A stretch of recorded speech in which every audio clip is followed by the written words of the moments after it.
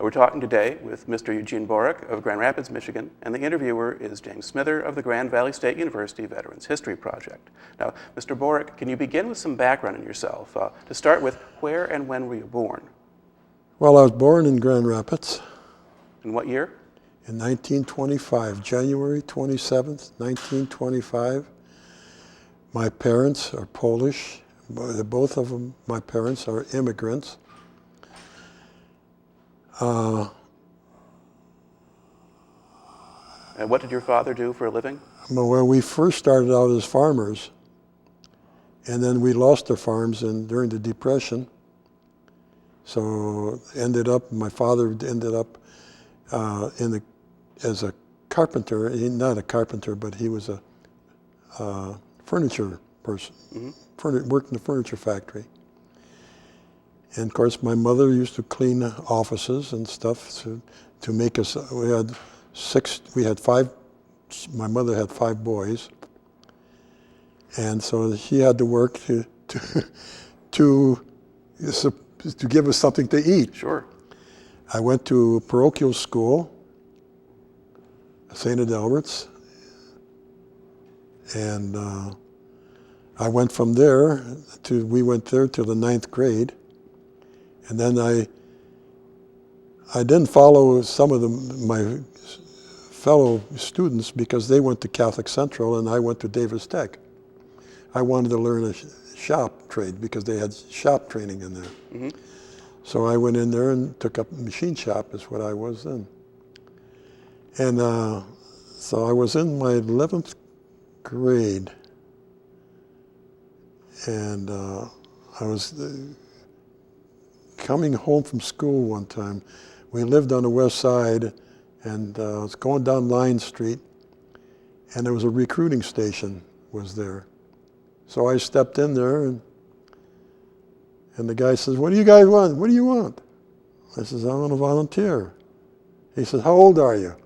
I said, "I just turned 18. He says, "Sign here." So I signed, and they got that, and it wasn't long in March. I had been to Battle Creek for physicals. Now let's back up a little bit here. What year was this? Was this 42? 1943. Okay, 43. So it's after Pearl Harbor. And After Pearl Harbor, yeah. Now, do you remember hearing about Pearl Harbor? Yes. I was roller skating at that particular time. And somebody said they had a bombing in Hawaii or whatever that was. We didn't know where they were. And so we never thought about it. We continued with what was going on and followed the war afterwards to the respect. But I don't know, when I was in high school there, it just wasn't for me, I guess. So that's what it was. So I was 18 and when I joined the service. Mm-hmm. Now, before Pearl Harbor, did you know much about the war in Europe?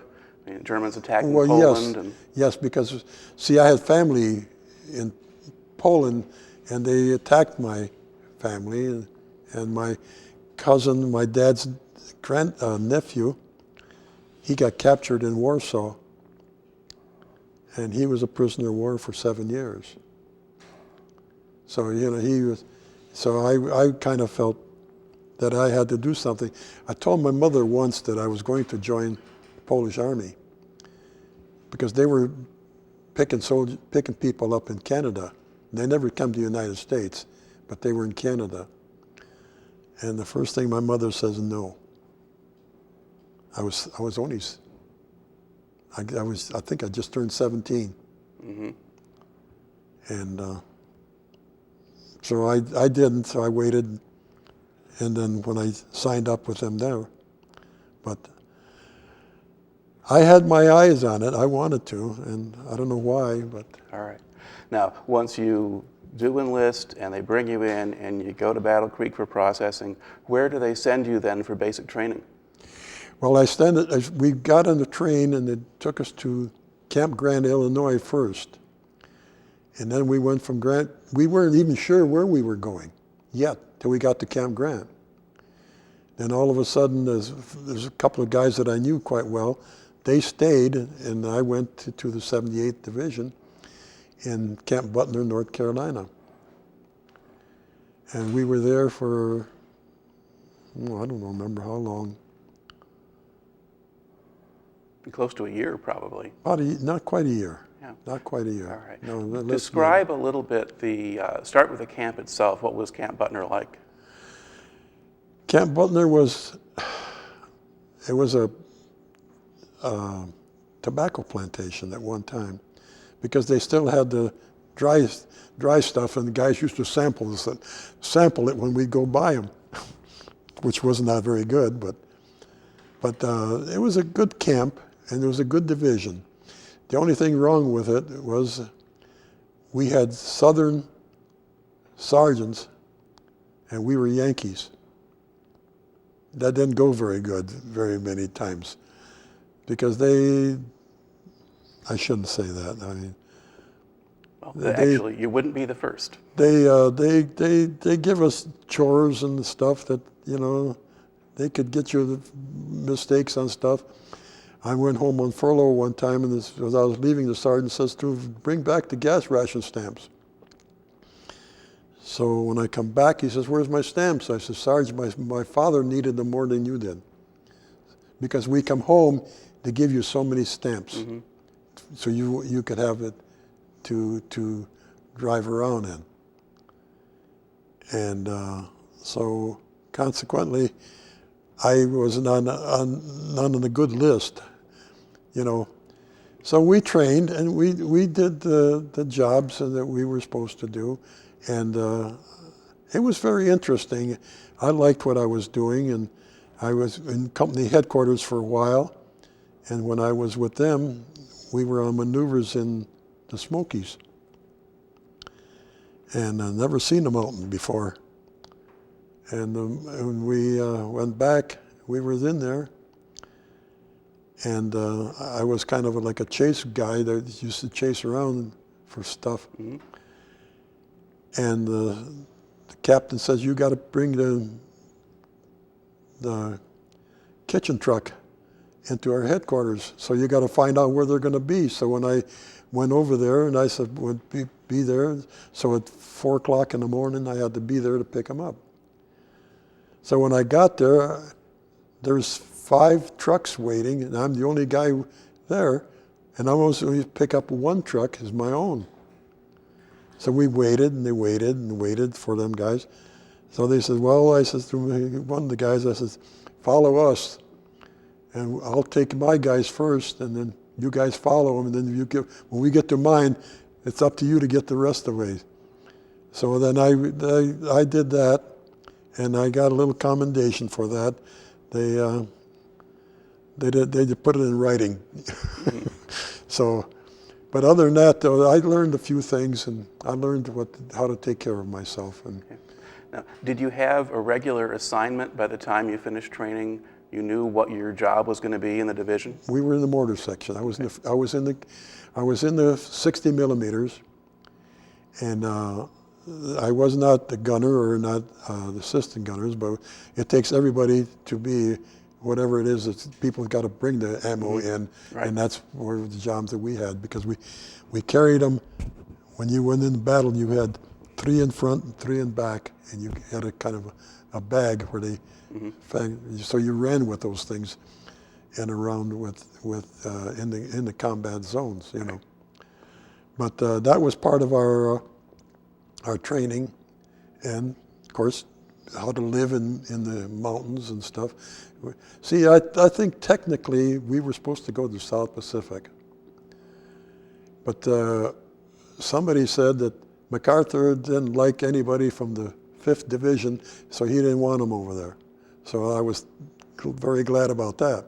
I didn't want to go to the Pacific. That's not the best place. So what did you have to do when he said 5th Division? I mean, 5th Division was the 5th Army. Okay. I'm sorry, 5th Army. Because there were different armies training in different parts of the country. There was the 5th Army, there's 2nd Army, okay. And there's various ones. Even the 5th Army, he said they didn't train people very good. Mm-hmm. So we ended up, so then when I went on furlough and come back,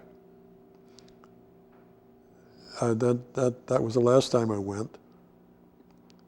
And come back, and then I found out that I was in another division, going to Europe. Right. The division was broken up, and they were going to retrain another group of soldiers. That's what they were using them for. Mm-hmm. And so finally, I ended up with the 83rd in Camp Pickett. All right. Now, before we go there, let's go back again a little bit more to you spend this year in North Carolina pretty much while you're training. After the basic training part, would you get a chance to go off the base or into town? Oh yeah, we used to go to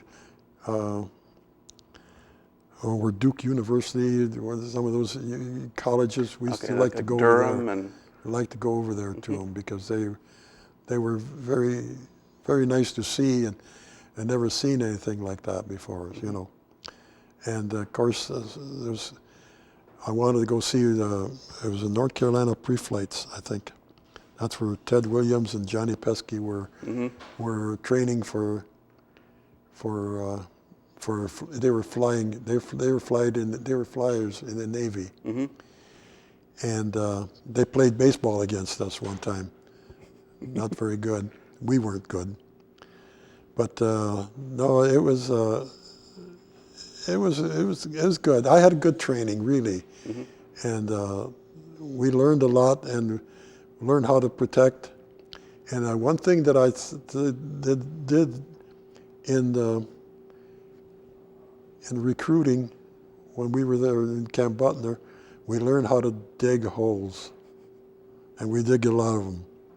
Because digging them, we thought they were crazy till we got overseas. So every time you stopped, you dug a hole because you were saving your hiney. Absolutely. All right. So you spend your year in training. You're on your furlough because they gave you a furlough before you were going to ship out. Yeah. But then you got back and said, "Oh well, you're now in the 83rd Division." All right. So you joined the 83rd Division. What kind of reception did you get when you showed up? Nothing really. Mm-hmm. They said you're just here, and he says you're an E company, and you're in the mortar section, because that's what you're trained in. See, because I guess when they got to where they were going to Camp Pickett, they were short of people. Right. And the 78 was broken up, so they went into the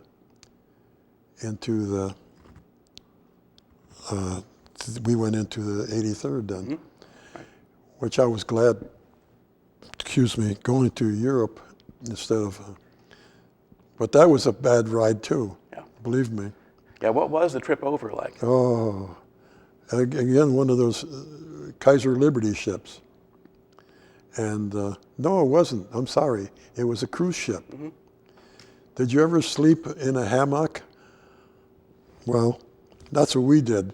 They had their dining room, and then at night you hung them, and you slept in them. When the water got rough, it's a pretty rocky situation. Did you ever see anybody show you how to jump in one? Well, he did. He missed it, ended up, broke both his arms and his legs. But it was 17 days we were on the ocean. Now, were you traveling in a convoy then? There was 100 ships on the convoy. All right. And one time we heard that we had the British with their, I can't remember what they were now. They were the sub chasers. Like corvettes or I'm not frigates. Sure they were. I think they were corvettes. Yeah. They were out, but we never did. They never had any contact with them, with us. But there was a 17-day trip across there, and that was in about April of '44 or something like that. Yeah. Yeah. Yeah. What was the weather like? Rough all the way around. Very, very, very not very good because it was. Well, you'd run into some of the things. I don't know if you ever looked over the front of that. It looks like the ship's going to go down like that, and it comes back out. You wonder when it's going to go straight down. And that was it. But other than that, though, outside of the rough weather, and the food was lousy. Yeah. Was it a British ship or an American? British ship. Oh, yeah, bad food. And that was terrible. We get fish to eat. Did you ever see fish look at you when they're eating? They give you the whole thing, with the heads and all. Never ate much. Now, did you prefer to spend time on deck or out in the air, or did you? On the deck. Yeah. Deck, yeah. Always up deck, not down, but up. Because everyone went down and they threw up. So no, you went down deck, not up. All right. Now, where did you land when you got across? Liverpool, England. Okay. And what did they do with you from there? Well, from there they took us in to give us something to eat. But we had to get off of that. I don't know if you've ever been to Liverpool.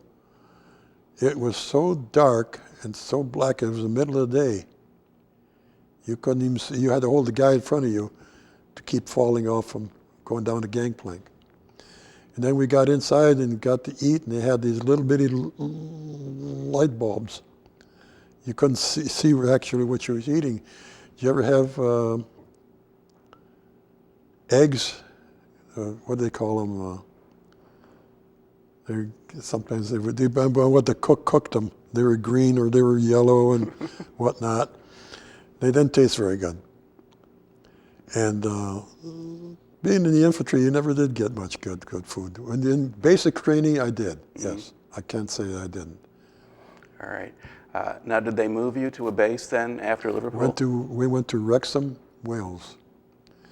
And that's where we were. That was when General Patton was the Third Army. He was the Third Army. And that's where he was at. Now, he was a son of a gun.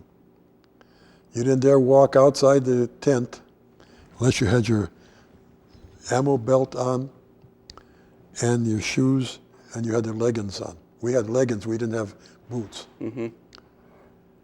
And so you had to be very specific. And all of a sudden, it seemed like it was getting too close, I guess, to D-Day.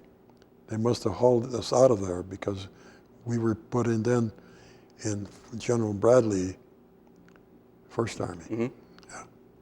Because that's where we stayed with them when we went in. And like I said, we were partially. I watched the airplanes that night go over.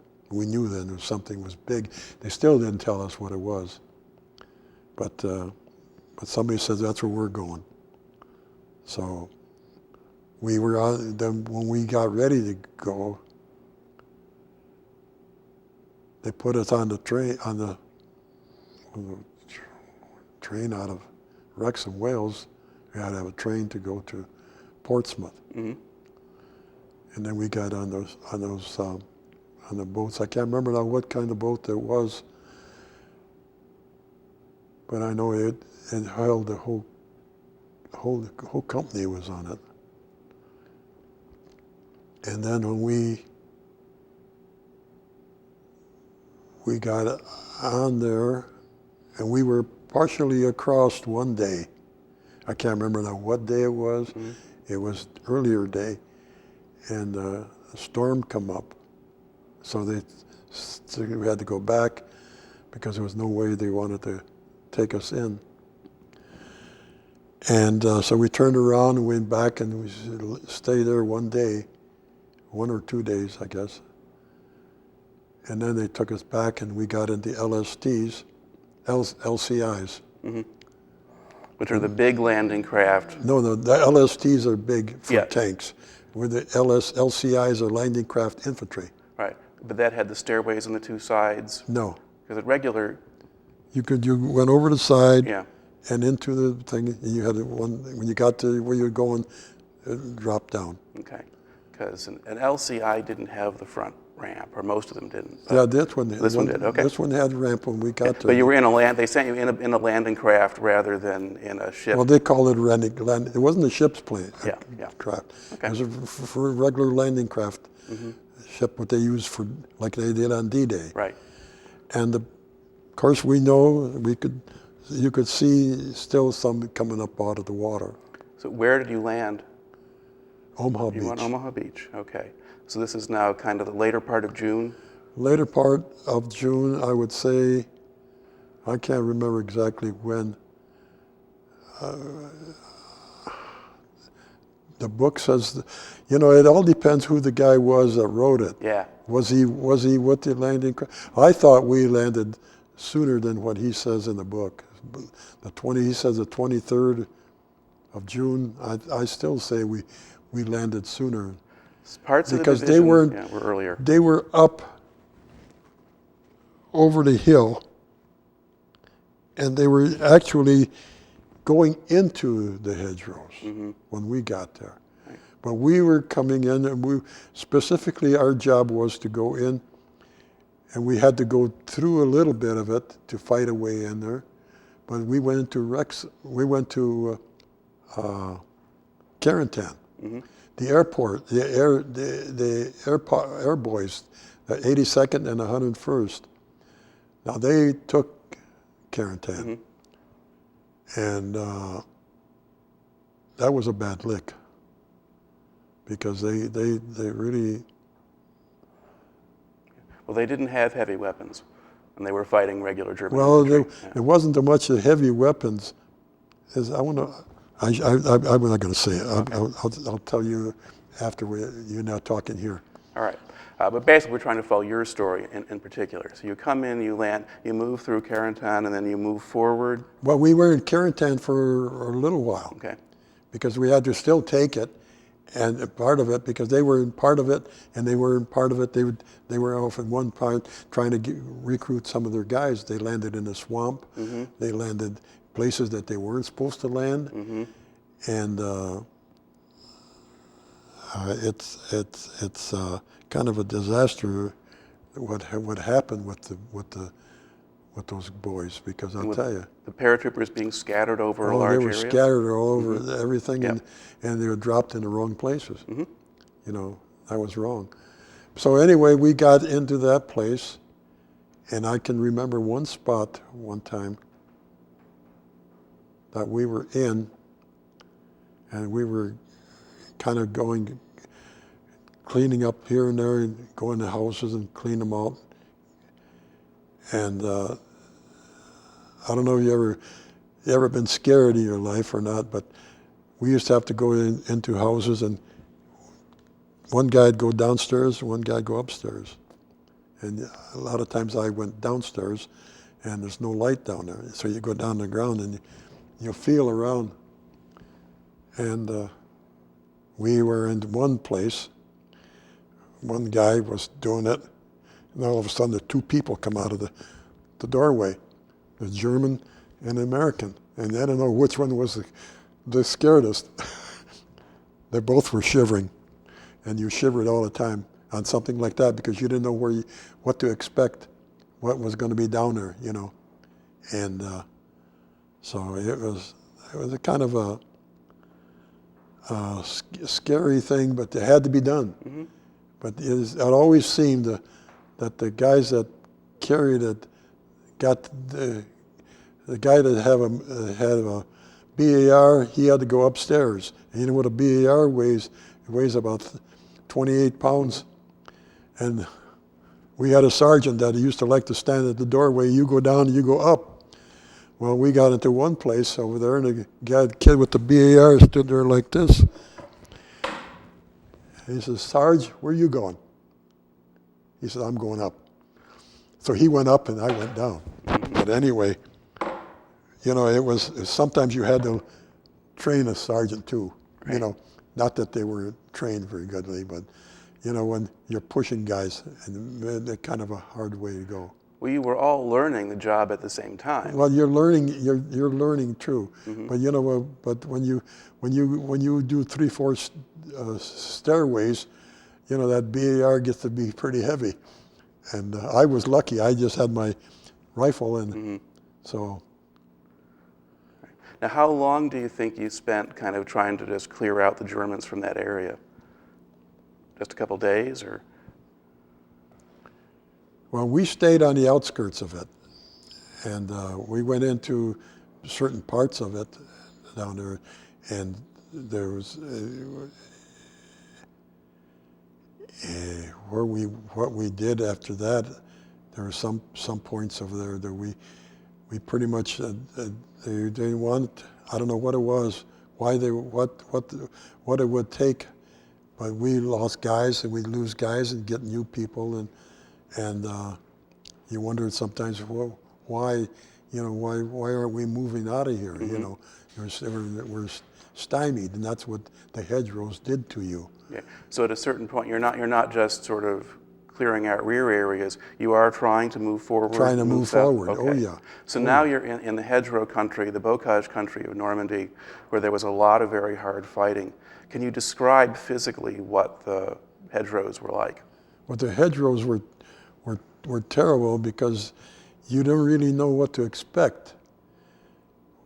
We were in one place one time, and we just got some recruits come in, and he got excited and threw a hand grenade over the thing, and the hand grenade come back, bounced right off the sergeant's head, and we all hit the ground real hard. He said, "Don't you ever do that again." He said, "When you throw a hand grenade, you pull the pin, you let it go, you count 1, 2, 3.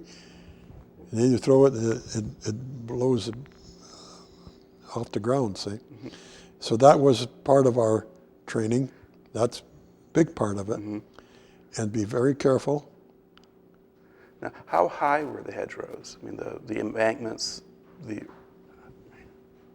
I would say as long as I could put my hands on them, and some of them. Mm-hmm. It all depends, I guess, what the farmer was. If you want them higher or you want them lower, whoever, because they all were owned by different people, mm-hmm. you know, and so they were. But the hedgerows, they had them all planted. They could. You could go down this hedgerow and go down this hedgerow, and we'd meet our own guys and mm-hmm. almost kill our own people, mm-hmm. because we didn't know where they were. And it was not that there was no radio contact. You had to be quiet. You had to keep the radio down, and so consequently, it was a tough place to fight. Believe me, they said that D-Day was bad, but this was worse. We lost more people in Normandy at the hedgerow fighting mm-hmm. than they did anywhere else. And so, you know. Now, how did the Germans defend those places? What kinds of weapons were they using, or? Well, they used everything they could think of. You know, I mean, I know one of them. He was using a rifle, and he's the one that got me. But they had to. Oh, what do you call it? There was another one that I got wounded with a little bit, but never got wounded. We got wounded, but never went back to medics. We just bandaged ourselves mm-hmm. up and go. They had what they call it, screaming mimes. Okay, those were rocket launchers. Yeah. And dropped them things in there, and they'd spread around, and you got them. I got my hands, a few of my legs a little bit, but not enough to. We really want to leave your friends, because you're not friends anymore. You're brothers. Mm-hmm. You take care of one another. You know, we're out there to take care, help one another. So the two of us guys, three of us, I think, we wrapped ourselves up and kept on going. Okay. You know, not that we were heroes or anything. It was just that you're losing too many people, and we need everybody you want, because every time you lost a guy, you lost a friend, and you lost somebody to help you, mm-hmm. to look for something. Hey, you mentioned that you were kind of wondering why you weren't getting anywhere. Did you advance at all? Did you capture any territory before you got wounded, or did you just stay in the same place? A lot of times we stayed in the same place, because the quarantine was one spot, and I remember looking at a map once, and it said the St. Lo, and so that was one of my objects. I mean, one of our mm-hmm. things was to get to St. Lo. Right. When we got to St. Lo, that was a bad part for me, because that's when I like I said, we made the big push. We were getting to we wanted to get to the peninsula is what we were trying to do. If we could get to the peninsula, then it was open country. You know, we were kind of get down to Brittany or Brittany and that part. right. And Saint-Lô was the main road junction you had to go through to get there. Well, I don't remember any roads. You know, They were east-west. where everything was is a different place. You know. Yeah. Okay. Now, did you encounter any German tanks? Yes. Once in a while, but you kind of stayed away from them because they didn't come in there very much because there was not enough room for those big tanks. See, they didn't traverse like our Shermans did. Our Shermans could stand still and the gun would go around. So they had assault guns with the big gun built into the chassis? Yeah, right. And then they had to turn the whole tank around. And then they had machine guns also, of course, you know, that were there too. But basically, we didn't see very many of those. But you did get close to at least one, didn't you? Well, I did that one. I looked down the barrel of it, and that's a horrible sight to see something that big, you know. So how did you come across it? I don't know. We were crawling down there. The sergeant said to go take a look around the corner and see what you can see over there. There's two of us guys. He looked first. He couldn't believe it, so I looked through. I couldn't believe it either, but we saw it. So we looked a little further and come back and told the sergeant that guy was there. So he says, well, we're going to go another way then. So we went another direction instead of going the other way. All right. Now, in those couple of weeks when you're there and you're in the Bocage country, how did you do things like just eat and sleep and so forth? How were you living when you weren't fighting? Did you sleep outdoors or? Outdoors. If you slept, if you could. I have very little sleep because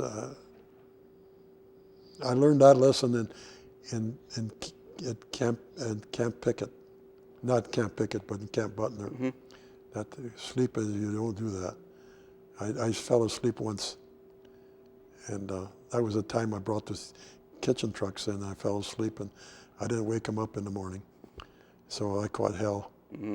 But anyway, I learned that lesson that sleeping was I might sleep forever, you know. So that was it. And then actually it was not a very good thing, but wherever they got in, and they would come in the planes with bombs once in a while. We'd have some idiot would try to shoot. They had what they call him. Bed Check Charlie used to come through in a little airplane, and he'd look the area over so he could tell the planes and the bombers and the guns to shoot where. And that's where I think General McNair, pilot, he was an air pilot. Well, McNair was a commander of infantry forces. He was killed in a friendly fire from bombers. Yeah. McNair was there too. He was he was an airport pilot, wasn't he? No. No? No. Somebody said he was. I don't know. See, that's the part that the historian gets out of the books. But it was a big-time general who got killed because the bombers dropped bombs in the wrong place. What happened on that day was that the same day happened because one of the guys said he was up in that area, and this kid just come overseas, and he saw that plane up there, and it was getting dark, you know, and he took a shot at him. And when that guy up there that's what he was looking for. So, you know, but so then after that, and that was right about the same time that shortly after I got wounded, that happened. Tell us what you can about what happened on the day you got wounded. Well, the day we got wounded, it was the day we were making a big push to get to the peninsula. And so we were all ready. We had ourselves up there. We had our ammo. And like I said, we had two guns. Two, I think. And so we have enough. We brought all the ammo down, dumped it there. And the sergeant said it's time to go back and Let's get some more. And so we had to go back quite a ways to get it. And the sergeant said, I'll go first today. He said, you've been going first before on the other things. So he said, it's time for me. So I didn't like that anyway. I'd like to go first because I think I had a better chance. I'm always looking for the last guy, you know. Anyway, so I sent, there was 10 of us with the sergeant, so it was 9 of us guys. And I sent the second guy when the sergeant got halfway across. They did the whole thing. Every time a guy got halfway across, I'd send another one over and another one over. When I sent the last one over, I said, oh boy, your turn now. So where you run and you with your gun down and you run with Indian fashion, you know, we called it that. And I got halfway across, and he was sitting in a tree back there someplace. And the only thing that saved my life, really, was he must have had an armor-piercing bullet in his gun. Because if he'd have had a lead bullet, see, he caught me, my back, missed my spine by 1/4 of an inch, and missed my heart right here by 1.5 inches. It went right through my part of my ribs, and I felt like I hit a wall. And I fell down and I hollered out a few times for the medic, you know.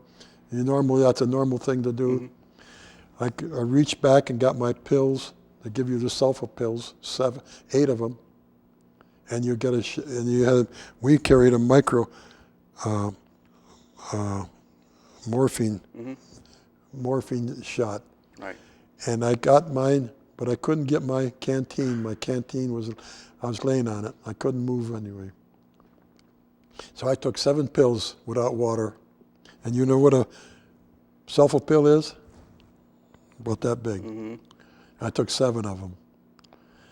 And they always told us, take them because you save infection. So when they come in, the medic give me a drink. And they bandaged me up here, but they didn't know that I had one here. So they picked me up. When they picked me up, he took another shot at me. And it went right up the top of my jacket. And the medics dropped me, and they hit the ground. And then all of a sudden, I could hear one say, let's go. They picked me up and ran with me then. And I was about 19 years old. And I didn't weigh very much. I weighed about 160 some pounds, 170 pounds maybe. And when they got me to the hedgerow, they pushed me across, and they grabbed me on the other side, and the Jeep was sitting over there, and they said, put him on the Jeep and get him out of here. And so when the Jeep driver drove down there, he drove like this. He took me cross country he had to take me back to Omaha Beach. And he couldn't take the road because it was too long, so he went cross country.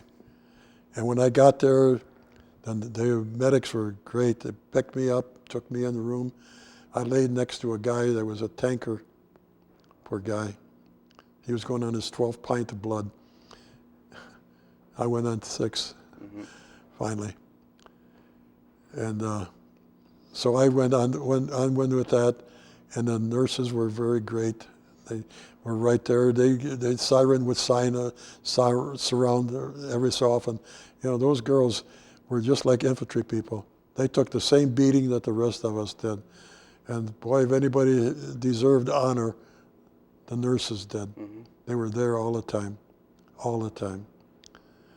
And then they said next day, they said, we can't keep you here because we're going to put you back. So they took us to the beach and put us on LSDs and taped us down or whatever they did. Because I remember half the times I didn't remember.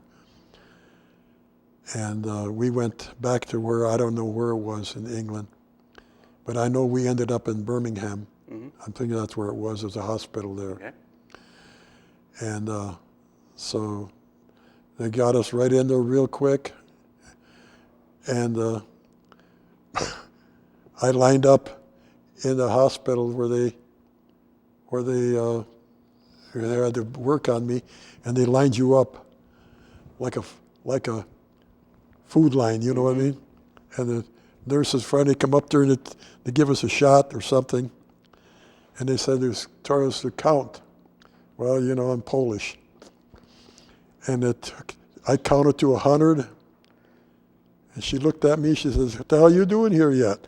Aren't you down yet?" So I went back from 100 back to 1 before I passed out.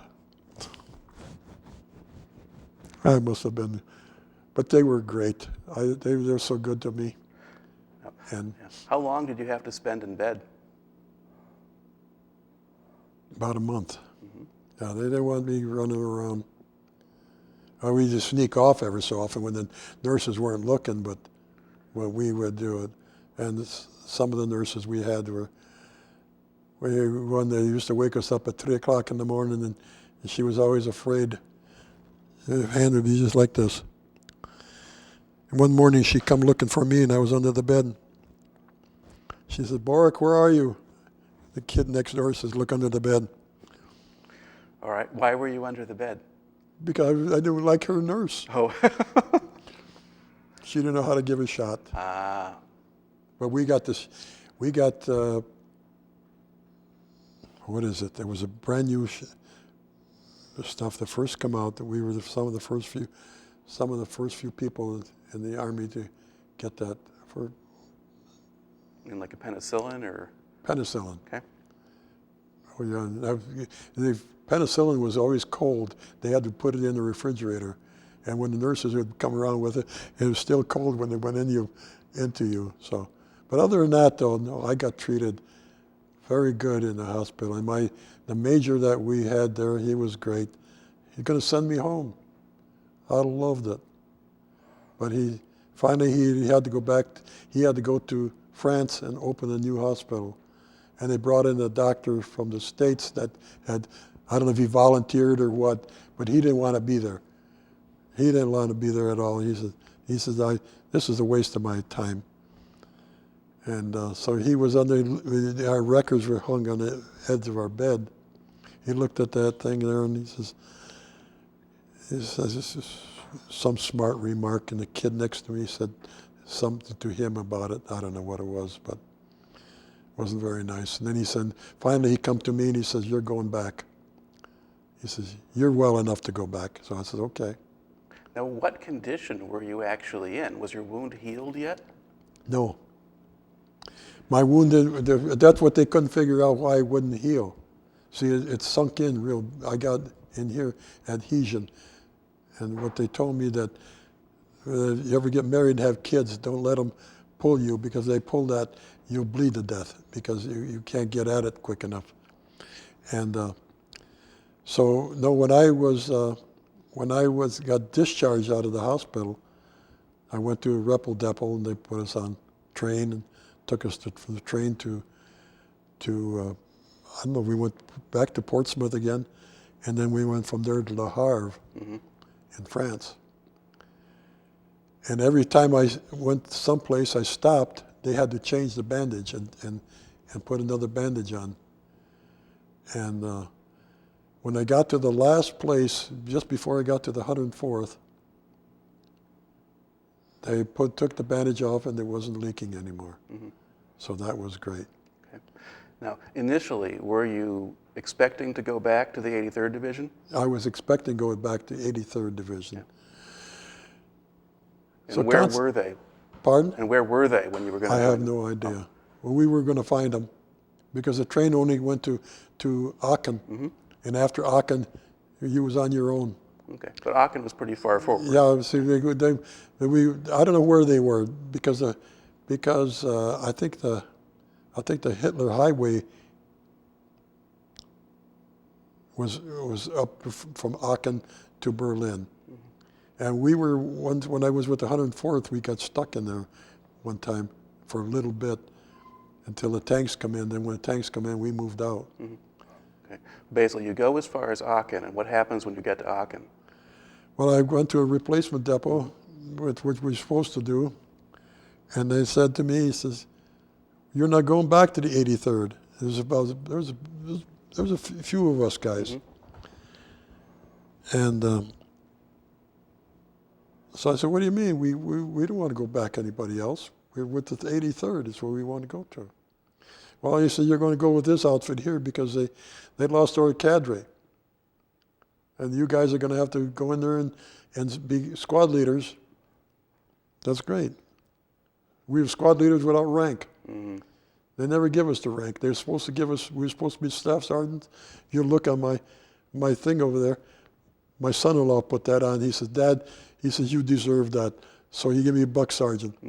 But anyway, but they never give us, see, the sergeant that was in charge of us, can I say what I'm going to say? Sure.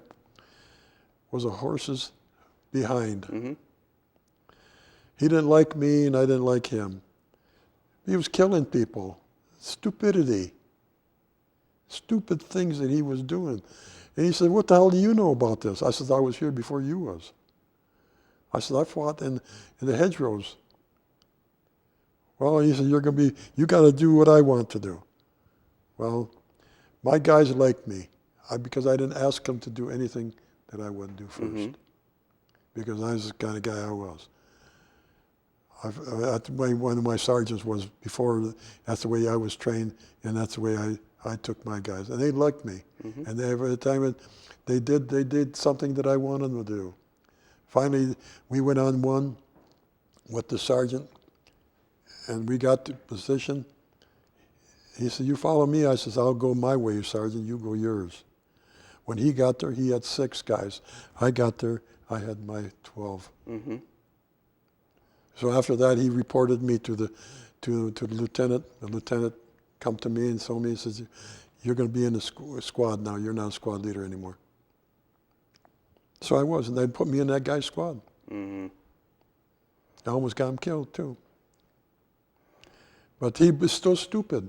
There was some of the things. That's why the 104th, my estimation, they were trained very badly. Wherever they come from. Somebody said they come from Washington State, isn't it? Well, I mean, it was a division that eventually wound up performing pretty well, and it had some good leaders higher up. But obviously, if they had lost their cadre, they had lost a lot of the people who might have been good leaders at that platoon and squad level. A lot of that all happened before the Battle of the Bulge. Yeah. See, and these guys come up and looking for PX. You're in a war zone. There are no PXs around. And that's the kind of people and that's the way they trained. I'm sorry if somebody's going to read about me, see me on television. I don't know. Well, it's not unusual. A lot of that kind of thing did happen. And certainly new guys, new units, and new men coming over from the States often didn't know a lot, and they could get people killed, and they could get in trouble. They did. And for unnecessary things. You won't believe what he tried to do before we made the initial one attack. Where we went on observance. And then I was in his squad. Then I was a leader. I was a point man. You're out there 150 yards ahead of everybody. In France and Germany, railroads travel here, and they're on banks on each side of them. You know what I mean? Yep. He says, "We're going down the railroad tracks." I said, "Sergeant, what the hell are you talking about? They're going to kill us." As you do as I say. So I'll be right behind you. Yeah, he was 100 yards behind me. And we went, and we went, and we went. And we got to a spot that was going like this, and there was a spot over there that I could see. He couldn't see me. And I could see the Germans running across the tracks. They had machine guns set up there, one over there. Well, when I just hit that spot, he took a shot at me. He was trigger happy, and he saved the sergeant. Because I'd have hit that dust, sergeant wouldn't see me, because I was already on the curve like, see? He wouldn't have seen me. It was getting towards dusk anyway. And I thought he'd move up closer to me, but he didn't. But we pulled back then, and then we went back to where we were. We knew the Germans were still there. Right. Okay. Now, when was it that you joined the 104th, roughly? You think it was like October of 44 or September? Or? I would say in September. Okay. October, September, yeah. Because you were out for about 3 months, so yeah. kind of sort of July, because August, I would say there because we were supposed to celebrate Thanksgiving Day. We didn't get, I don't know why we didn't get any. Mm-hmm. We didn't get any. They promised us to them, but we didn't get Were you in an area where there was much fighting going on at the time in November? Not really, okay. no. It was kind of holding the line. The biggest stuff was coming up there where towards well, there was Bastogne, yeah, you know. Well, in November there was a lot of fighting in the Hurtgen Forest. Well, in the Hurtgen Forest, yeah. And then the Bulge is the middle. Well, of we December. were there a little bit, but not.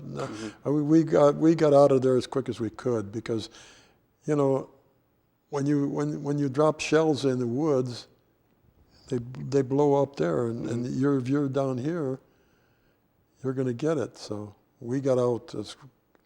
That was one thing that they were smart about, that we got out. Mm-hmm. But basically, yeah, I'm here. All right. Now, you had brothers in the service at the same time, right? 3 brothers. Okay. And did you see any of them while you were out there in the field? I saw my brother Vic on the field. We were going to celebrate Christmas together. And we got permission. It was kind of it was so screwy. Why, you know, why was it so slack and so stuff? Anyway, I was glad. And my brother wrote to my mom and dad, told them, my mom, she cried like a baby. And but the Battle of Bulge came, and my brother had to go because he was a tank destroyers, so they had to go. Mm-hmm. And so we stayed, and we were ahead. The Roar River, we used to wade across it. We check out the Germans to see what was going on up and through there to find out where they were. So when we got ready to make the push after the Bulge, then they blew up the dams, and it turned into be a river. Mm-hmm. So that's when I told you the Navy come in with their big boats. The motors wouldn't start. So they had the little ones there. So we paddled across on those. Okay. Then that's when, shortly after that, then that's when we went through that battle, up to that town, took the town, waiting for what was going to happen. Well, the shell come through the window. Well, you had told me a little bit before the interview about what happened there going into that town. Could you kind of tell that story now? Oh. So you've gotten across the river and so forth. Okay, well, when we got there, they set us up on the main road because we had the bazooka and we had BAR, and so the road was coming through there. And there was a road went that way and one road went that way. And they all come into this main road. So they figured that we were sitting in a good spot. We could look down this way and look down that way and see them if we had to. We had the radio to call them if they had to, whatever it was. So were you the forward position? Or were forward position.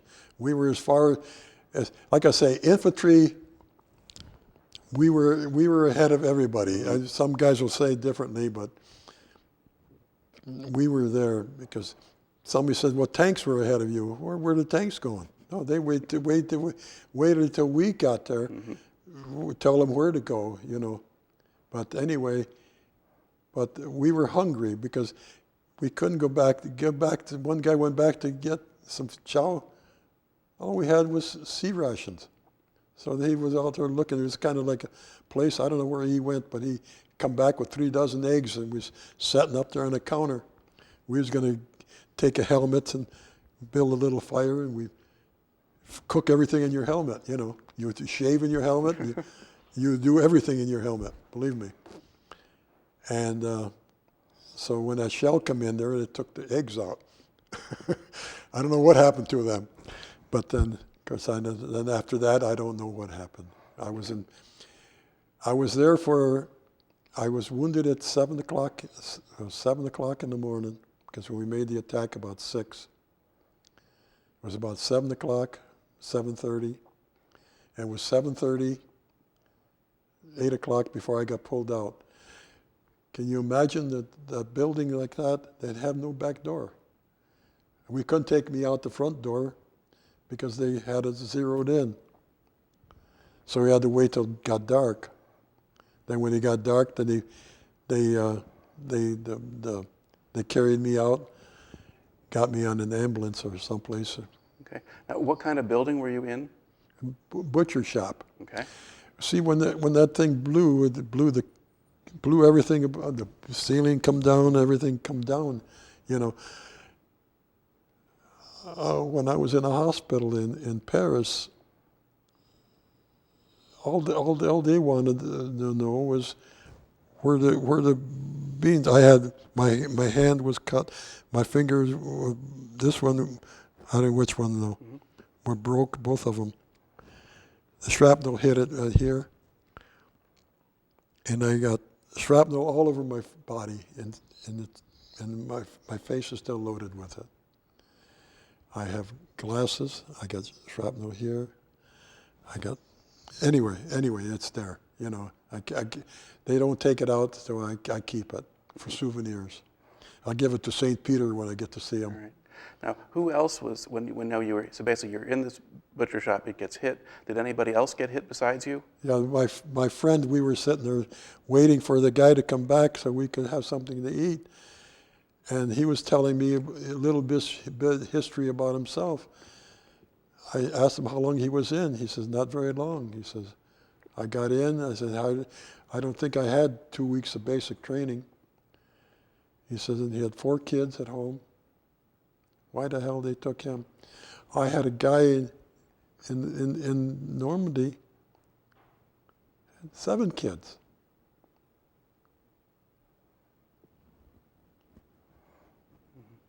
Anyway, we were talking, going. All of a sudden, that shell come in. It took the room apart. I've been hit all over. My body was hit from one end to the other. And we had 7 German prisoners in the basement. So somebody hauled them up there and they carried me downstairs. Then they carried my buddy downstairs, and one of the Germans was a medic. So he come up to me later on, he tapped me on the shoulder and he says, Comrade, kaput. He caught the shells in his stomach, got him. So. Right. Now, were the American medics able to get to you within the hour? Or? I don't know. Okay. I don't remember know much. I don't know much. Yeah. I don't know much what happened there. I don't know if I passed out afterwards or not. I really don't know. All I know was that I was on an ambulance with these few other guys. We're going to the train. And to get on the train, it was a hospital train, I guess, whatever it was. So, but other than that, I don't know whatever. If I had pain or not, Sure. you know, I had too many things. I don't know. You know, it's hard to say what would. Right, but you did remember at least one thing about the train ride. Oh, the train rides were something else. We found out that we were vulnerable. We weren't needed as much as ammunition, and the supplies were and guns, and were every time we meet one, they pull us off on a siding and wait for those trains to come back. It took us from where we were in Germany to Paris. I can't remember how far it was, but I know it was a couple days before we got there. And then when we got there, I don't know, it was a disaster too. But Did they put you in a hospital in Paris then? in Paris, I was at Fontainebleau. outside of the Paris, right there by the airport, not too far from the airport. And so I was there for about 2 months, maybe a little more. My older brother was stationed in Paris. He was in the tank. He was in the engineer parts and supply. See, he technically shouldn't have been in the service. He had eye problem, but when it got to his age, they were getting kind of short of people, so they drafted him. So he comes to see me in the hospital and push me around the hospital and such. It's kind of nice to be with, I've seen too. My other brother was stationed in Washington, D.C. He was in the Air Corps, and he was with, I don't know what kind of stuff. So, but my mother had 4 of us. We had 5 children. My young one was too young. So otherwise, but. Okay, so you're in Paris. Was the treatment in Paris about the same quality as in England, or was it better or worse? Oh yeah, it was very good, very good. No, the hospital was excellent. Man, I'll tell you, I got treated good.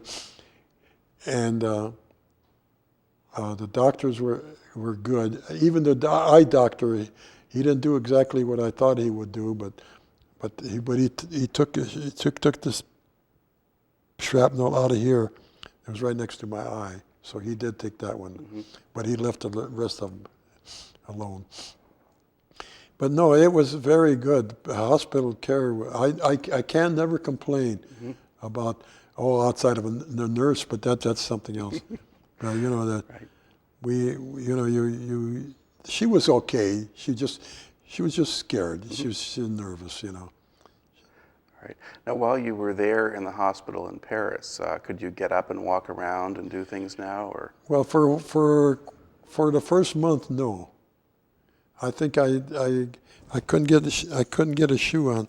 See, I caught a shrapnel was just in my ankle, and so I couldn't walk on that for quite a while. And I sent home a picture one time. It was stupid. I sent a picture. I was all dressed up, and I had my hands behind my back, and I had one shoe on, one shoe off. And my mother looked at it and she cried. She wanted to know maybe I lost a leg or something. She's a baby of the house and baby in the service, and I caused all those problems. The hospital was great. As far as become, and the doctors were excellent. I had one doctor. I think he was a psychiatrist, but he was excellent. He got a bunch of us guys one time together.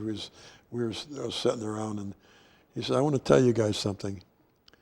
He says, "When you get home, if you get home, you don't know what will happen after you get out of here, If you get home," he says, "remember one thing. Talk about everything that you saw and had happen to you. Don't let it eat you, because it'll eat your belly." My brother went all the way from Normandy, all the way to the end of the war, never left the front line. Always in the tank. And he never got wounded. He got tanks knocked out from under him, but he never got wounded. Never would he talk to his boys and tell them. I did. I talked to my boys. I talked to my girls, and they knew more. They could tell you the same story better maybe than I could, because they've heard it so many times. I always talk about it. I've had one person tell me one time. He says, "I don't think he was ever there." He said, "You talk too much about it." He says, "Well, what do you mean?" He said, "Well, you describe everything so positive." I said, "I was there. That's why it's all so positive." I just believe what you want. I don't care, but I know. Ask my wife. Ask my kids. Yeah, read your service record. You were there. But then, okay, you're. All right. Okay. So you, at the hospital now, did you actually get to go and visit Paris, or did you just stay in the hospital, or? No, technically, when we had our training in Battle Creek, I mean, our house, getting our shots and stuff, my buddy went at the same time. When we hit Camp Grant, he went in the Air Corps, I went in the infantry. He could type. That's why he went in the Air Corps. Anyway, he was stationed just outside of Fontainebleau at the airport there.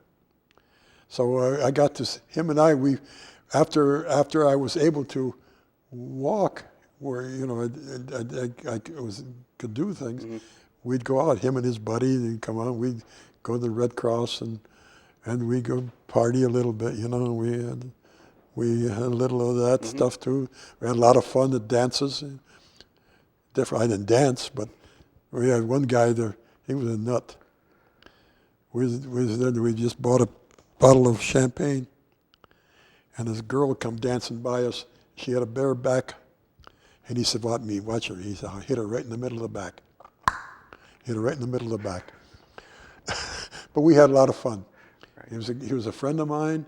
He was a friend of mine for years before, and he was a friend of mine afterwards. We got together. Okay. But now, when you were released from the hospital, did you go back to the 104th, or what did you do? I went to a Repel Depot, and I was getting ready to go back to the 104th, till the captain, I think it was a captain, he looked at me and he looked at the record. He says, no. He says, you've been wounded already 2 times. You say 3. That's okay. He says, you've been wounded too many times. He says, do you want to go back, or do you want to stay here? I said, well, you know, it's up to you. I don't make the decision. You know, you make the decision.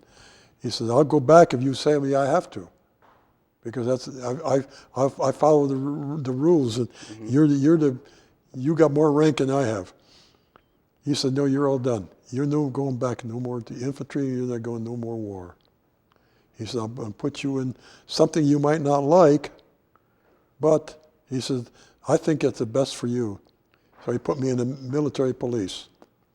So I spent my time afterwards chasing GIs around. They were naughty. But, you know, but other than that, though,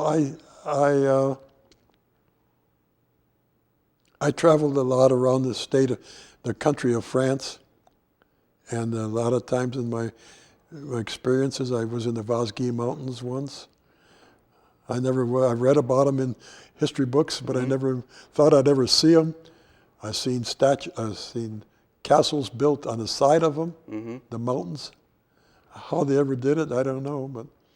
But basically, yes, I was an MP, and I just did the MP work. You know, where we were needed, we went. I went back to where I never went back to any parts that I was wounded in. Never. I went back to close to them. I was back in a couple of places. I was in Luxembourg. I was in Belgium.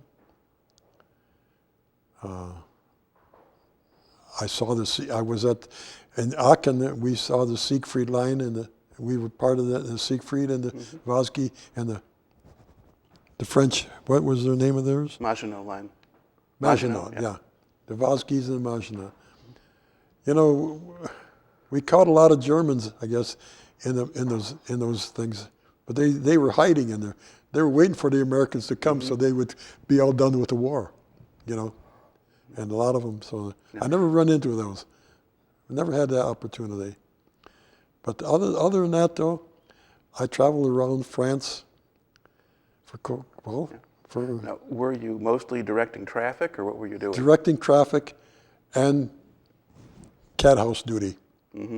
Keep the boys out of and let them go home without the little bug, you know. And that was our job, keep out of the cat houses. But basically, towards the end of it, it was last part of it, like September, October, November, December. I'm directing traffic. And these boys are all waving at me, going home, you know. And I went from, you saw the sheet of paper I had. I was in about 4 or 5 different MP outfits, and they all went home to retrain. And the captain, he says to us, he says, you boys are never going home unless the war ends. He says, what do you mean? He says, those guys are going home for retraining. Don't we go home for retraining? He says, you guys are renowned infantry people. Now you are a renowned MP. He says, how much more training can we give you? So I was stuck for the rest of the time in there. And I spent quite a bit of time in Strasbourg, France, and then Rhine River there. Mm-hmm. And we had some of the people that you'd never believe in your life. Well, Strasbourg was right on the border with Germany, and it was an area that the Germans had put back into the Reich while they were there. They did. They used to put the flag out. Mm-hmm. The Germans would be there, the flag went out. When the French and the Americans came, the American flag went out. But this was after the war was over, you know. Switzerland was a leave center. And they had to come through Strasbourg, which was bad. We used to have a lot of problems with them. And we had at one time, we had the French Foreign Legion was there just outside of the border. Because one of the guys that I met was an American, and I asked him a few times if he was coming back to America. He said, no, they did pick me up real quick. But we had a lot of Muslim, African soldiers. They were stationed. We had over 1,000 of them. And that was not good news. A lot of problems with them. We had after the war was over, we had a lot of GIs going to Switzerland, come back. They all come back with wristwatches up to their elbows and selling them to these people. And even officers were doing that. I had 2 of them one time, and they were going to throw me in jail until I took them back to my captain, and he told them, he says, these guys work for me. He says, you aren't out of here and on a train in a little bit of time, you're going to be in jail.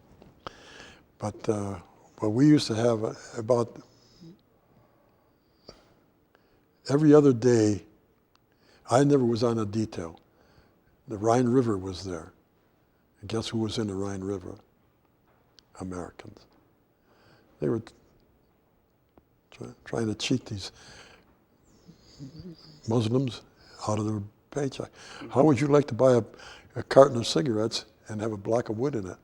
Mm-hmm. And French soldiers didn't like that very much. He's standing there in front of me, and a good thing that I had my helmet looking at the MP, and he had a knife on him that long. They could use a knife quicker than you would ever think. My friend told me, the friend, I called him my friend. He was a French Foreign Legion. He says, one time during the war, he says, we were in one detail. We run across 25 or 30 Germans where all their heads cut off. These Muslims got in there, about 4 of them, and they were quiet. No noise. There's 25. Mm-hmm.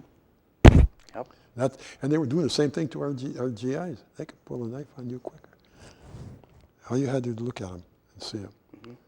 Yeah, very different tradition there. Yeah, but you know that was my time, and then of course.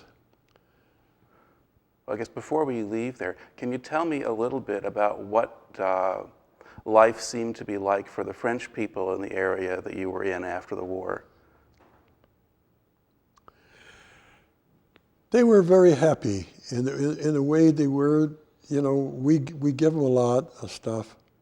I made friends with some of them, and a lot of times we had food that was too much for us.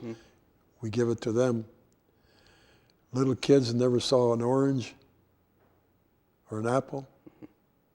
Can't remember when. We give them what we had a lot of times.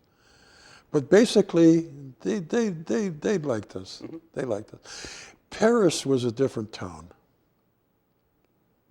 A lot of people in France have no use for the people in Paris. And these people too, I said to them one time, as I'm going to Paris, oh, you're going to go with those people. You find a lot of them that spoke English too, you know, so it made it kind of nice in a way too, that we were. But the Rhine River was a bad spot. Okay. So when did they finally let you go home? Well, after let's see, the war ended when did the war end in Japan? That was August of 45. So I was in there September, October, November, and December. Mm-hmm. You know, I can't remember. All I can remember now is just traveling. Oh, yes. In some of the other places besides the ones I spent in Strasbourg, mm-hmm. A lot of people were forced labor people. These people had to get home somehow, and they'd always come to the military police and ask them for directions mm-hmm. and how we could do it. Well, I was in one area, there was a lot of Polish people. I speak Polish, mm-hmm. yet today. And I was an interpreter. We get them in the morning, different times. I had a young fellow that we were in the army together. He was Polish from Philadelphia, and he woke me up one morning at 3 o'clock in the morning. He's got these people and wanted to know if you could talk to him. So I started talking to the old man and his daughter and give them directions and everything. We had a nice talk, a chat with one another. And he got done with him. And he come up to me and he was going to give me a punch in the nose. He said, how come you could speak to him and I couldn't? This Polish guy asked me what part of Poland I come from. And I told him I come from Polish America. I went to Polish school and I learned Polish in school besides my parents. Mm-hmm. So I could still, I still do. I write to, I have a family in Poland. I write to them. Yeah. Now, at that point there, after the war, did you know what was happening in Poland then?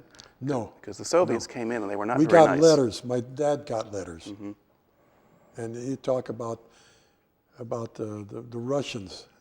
It was so bad because they'd come anytime in the daytime, take everything you got. If you had 5 horses, they took them all. Mm-hmm. If you had cattle, they took them all. Whatever they wanted, they took. So, you know, that's the way they lived. And they used to, whatever they had, they sold in Warsaw. They had a market that would sell their stuff in there. And my cousin was a prisoner of war also in Germany for 7 years. He got captured in 1939. Mm-hmm. And he got out in 46. So, pretty good. Yeah. But what else? All right. You had mentioned you added the part about meeting the displaced persons and so forth. I was asking about when you got to go home.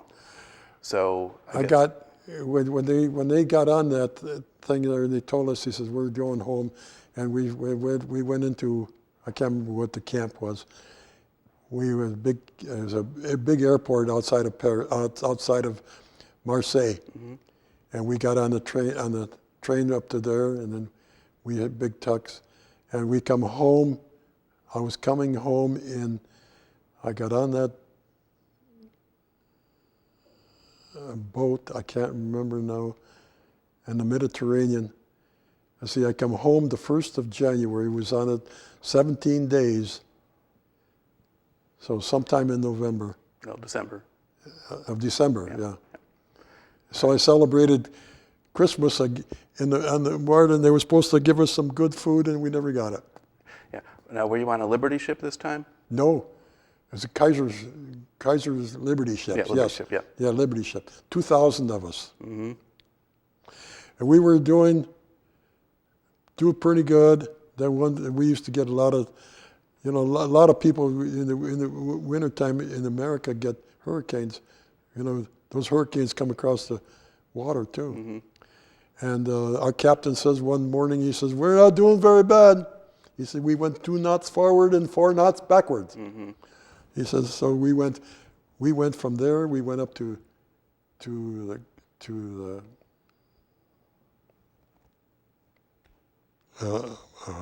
North Atlantic, Mm-hmm.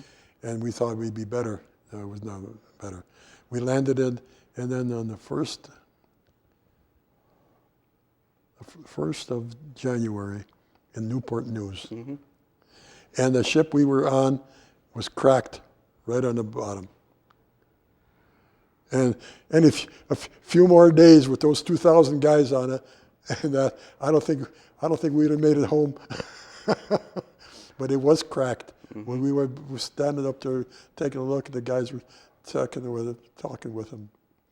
Then I went from there to Camp Atterbury, Indiana. And Uncle Sam paid me some money and give me a check and give me a ticket. I got a ticket home and a bus, and I come home. Okay. Now, how old were you when you got home? I was 20 years old. I was 20 years old January 1st, and January 27th I turned 21, and in September 27th I got married. Now, did you know your wife before you had gone over? Okay. I knew she was 16 years old. All right. We've been married now 65 years. Very good. All right. Now, what kind of work did you go into after you got back? I worked in the factory. I worked for Sackner Products for a while. I built door panels for cars and stuff like that. And then from there I went and worked for Jellin's Tool and Die. I worked in the tool and die shop. I was the receiving, shipping, and the parts department man. Mm-hmm. And I worked there for a while, and I wanted to get in electronics. And where I was living at the particular time was a friend of mine. He worked for Lear's, and he got me a job at Lear's, and I was there for I don't know how many years, a couple years, 3 years. 1950, we went through that big recession, and we got laid off, and I had no job and everything. Then I got into show business. I was in it once before. I ran movies at the Stocking Theater one time, mm-hmm. and I was 16 years old. And at the particular time, we ran nitrate film. And so then I went from there.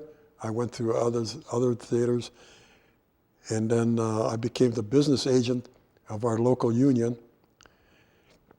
So we closed the shops up. So I did all my work. We do some work here now at the DeVos, the Welsh. Mm-hmm. I did a lot of work at the Welsh. You know where Welsh was? Mm-hmm. Okay. I saw it go up when I was a kid, when I was 8 years old, 1932, I think. Mm-hmm. Like so that. You were doing like just managing or lighting and I was managing. I was the business agent for the local union. Okay. And I did the hiring of the shows, and when they would call me up, I had my people. Mm-hmm. I had a certain amount of people that were lighting, right. Flymen, mm-hmm. and the audio and all that stuff, right. and stagehands. Mm-hmm. So they were mine, and I was a stagehand also. And so did you meet anybody interesting doing that? Oh yeah. One I have her picture sits right on my room with me, Lena Horne. I thought she was one of the greatest actors I ever met. A lady, what a lady. Oh, I met a lot of them. Bob Hope, Mickey Rooney. I worked him quite a few times. Where's Thas? But Damn Yankees, I did those shows. I did a lot of rock and roll shows. Mm-hmm. So, and I wish I could go back to work. Mm-hmm. I loved All right. it. It was a job that I had. I liked to get up in the morning and go to work. Finally, I decided, after 30 years of doing it, I thought there was time for me to quit. So I quit. And now they got this job here. They come down here and do the shows here, too. All right. Now, to look back at the time that you spent in the service, how do you think that affected you? How were you different when you came out than when you went in? Well, I went in a kid, and I come out a man. I learned a lot. I learned, for one thing, if I wouldn't have been in the service, I don't think I could have done the job that I did with these people afterwards. Mm-hmm. I was a foreman, not a foreman, but I was a lead man in one of these factories, and I could make some decisions. But and then when I worked in the tool and die shop, that was my shop. I bought all the tools and I bought everything that they needed, and I learned all this, I think, in the service, how to handle myself, and that I was scared yet a lot of times, but what I did, but I was told that I could do it, and I did. So, and I had a father that was my dad lost everything he had in the Depression. And he started out with nothing. And he built us right back up again. And we had a good mother and a good father and whatnot. All right. Well, makes for a good story. So thank you very much for coming in and sharing it with us today. Okay. All right. Thank you.